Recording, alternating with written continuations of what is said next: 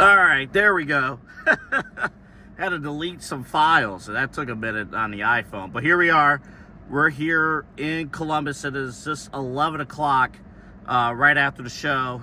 Raw coming off the air, and right off bat, jumping right to the main event with Cody Rhodes and Jey Uso. I'll tell you what, it felt like, to me, on paper, the show was loaded. The crowd said otherwise. But it felt like the entire show was building up to that main event with Cody Rhodes and Jey Uso. Again, with this series, my reaction, of course, Kyle's reaction at home, the things we liked, things we didn't like. One of the things I didn't like is I'm a little worried about where the future of Jey Uso, but we'll talk about that in a second. As far as the match, as far as the on-air presentation, as far as building up characters, this is the reward. Getting, I've never seen a crowd more engaged. I've been to three WWE shows this year, and I've never seen a crowd more engaged with a Jey Uso match. Well, with anybody else than a Jey Uso match. That's what I meant to say. It's just, his entrance is special. The connection he has built with the crowd is special. The way that the crowd reacts to his moves is special. It's just amazing to watch Jey Uso in person. It's a truly different experience watching him live. Of course, it helps that Cody Rhodes is on the other side, and the fans had no problem rooting for both. I think overall the fans wanted Jey Uso to win that match, but no hard feelings that Cody won, and probably the right winner. But what a great storytelling match, and we'll see where it goes. But you wouldn't consider this match an in-ring classic, but because of the fact that both guys are way over, probably the most over guys in the company, along with Rhea Ripley, you get that result. You get a crowd that's highly engaged in those guys, and it was really, really special to see. And I'm very happy to have witnessed that main event live in person. Want to also give kudos and a shout out to Penta and Braun Breaker. They opened the show, and you want to talk about, WWE has a good core of main event guys, but their upper mid-card, they have a lot of young guys that are ready to take the baton for the next 10 to 15 years in WWE. And this was an opportunity for two of those young guys to really, really get that spotlight. Penta, look, Triple H trusts in putting Penta on television each and every single week. This is the result you get. I thought Braun Breaker had a great night. I thought Penta had a great night, not just with the match, but also his backstage interaction with Chad Gable. You saw Kaiser in the background. That was cool to see. Hopefully there's something cooking for him. But I thought Penta overall had a great night. I thought that was a great opening match. And for the Raw reaction, I do want to give a shout out as well.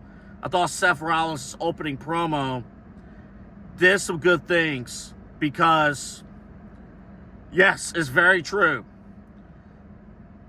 Fans are all over the place, right?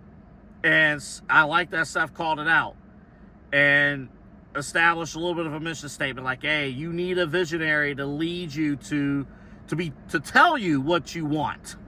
And nobody wants to be told what they want.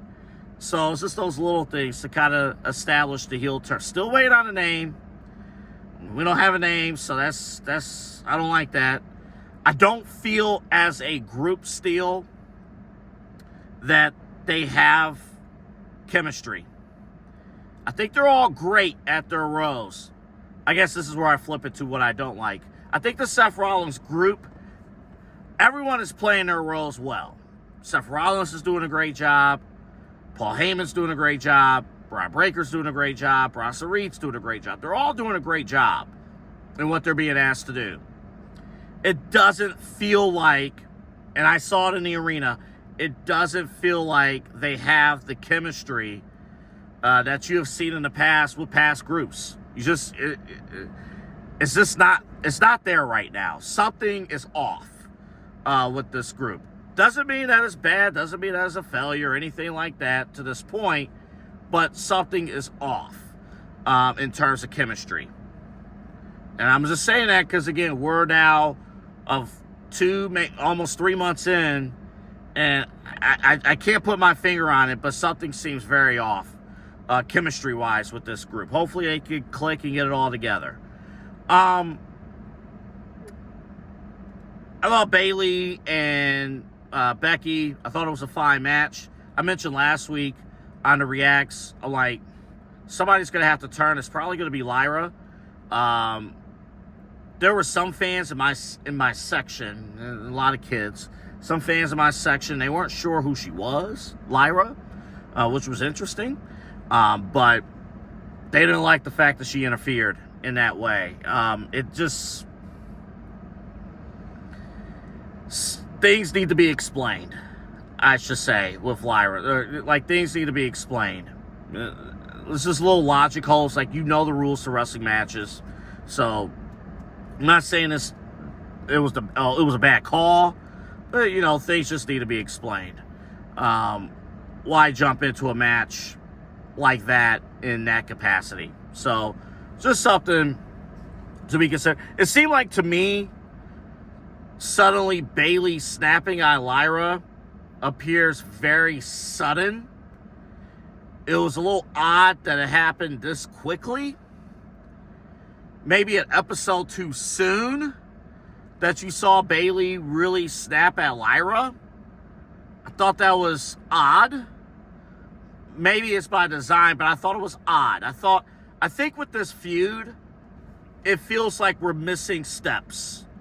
We're trying to get to the next point, but we're missing certain details to arrive to whomever is going to turn. Whether it is Lyra, who I think it will be, or it could be Bayley, to get like a veteran versus young person feud. I don't know.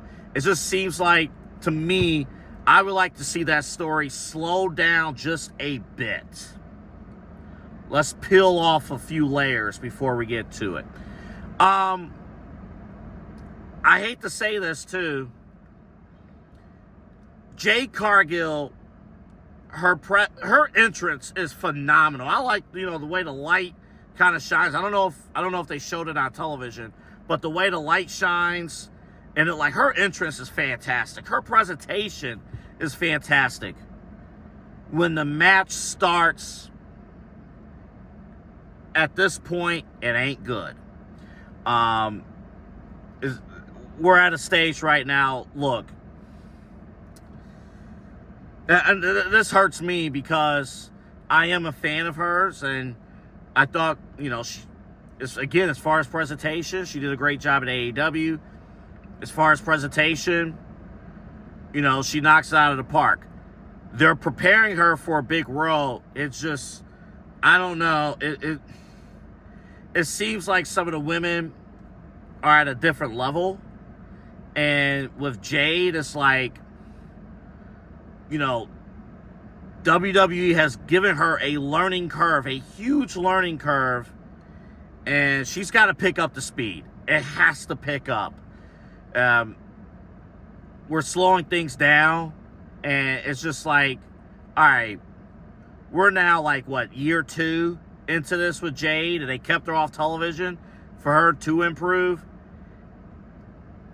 In the arena, it's just like, boy, I don't know, man. I just don't know. And WWE needs her. They need her to be at an elite level. But if it doesn't work out, as WWE has kind of shown with some people, if it doesn't work out, they will pivot. So she got to pick up the speed like really, really, really quickly. One other thing I want to point out. This did not air on Raw. This was in the arena. This was during the WWE main event show that's taped before Raw. A-Town Down Under had a match with the War Raiders. I'm telling you right now, Austin Theory is a babyface superstar waiting to be unleashed. I'm telling you right now. They did multiple spots where even in the entrance, Austin Theory goes up to the top rope, gets huge cheers, and then Grayson Waller tries to do the same thing, huge boos, and then during the match, Grayson Waller dominates the match. At times, looks to tag Austin Theory, and then swerves. No tag to Austin Theory, and the crowd ate it up. Austin Theory is ready for a babyface run. I'm not sure if we're talking world championship material or anything like that. But again, upper mid-card with Austin Theory is not out of the question. And I'll also add that Grayson Waller, who did have an appearance on Raw, he's ready for a massive heel run. I think it's time. I don't know if they're going to wait till SummerSlam, because it's 2 nights. I think you do it at SummerSlam. I think it's time to pull the trigger. It's time to pull the trigger on a Grayson Waller heel turn. Maybe the New Day influences Grayson Waller to finally turn on Austin Theory. But I think a one-on-one match between Austin Theory and Grayson Waller on a 2-night SummerSlam could work. And I think fans would like it. I think fans will love it. And I think Austin Theory has built, unlike when he was under Vince McMahon's tutelage, this Austin Theory is believable. It feels like he believes in this character. And Grayson Waller is sinking his teeth into his heel row. I think it's time to pull the trigger. I think it's going to be a fantastic, fantastic feud heading into SummerSlam. All right, we're back at it tomorrow from home with NXT. Also, we're going to keep you updated on what's going on with Saudi Arabia and Night of Champions. I will tell you, in the arena, no reaction anytime the promos aired in terms of Night of Champions happening in Saudi Arabia. So I'm just sharing that from an in-arena standpoint. There was no cheers, but there were no boos either with that. But it is something we're going to keep track of, and it's a major story that, when we do the podcast this week, by the time the podcast airs, I think it's going to be Friday morning. So you will know. We will know all together. Kyle and I will talk about it. What's the latest? What's going on with that situation? We'll keep you up to task. But I just want to report in the arena, no reaction when the promos air. All right, I'm driving back home to Cleveland. Check out Kyle's Reacts, my Reacts, subscribe, and we'll talk to you tomorrow night for the NXT reaction.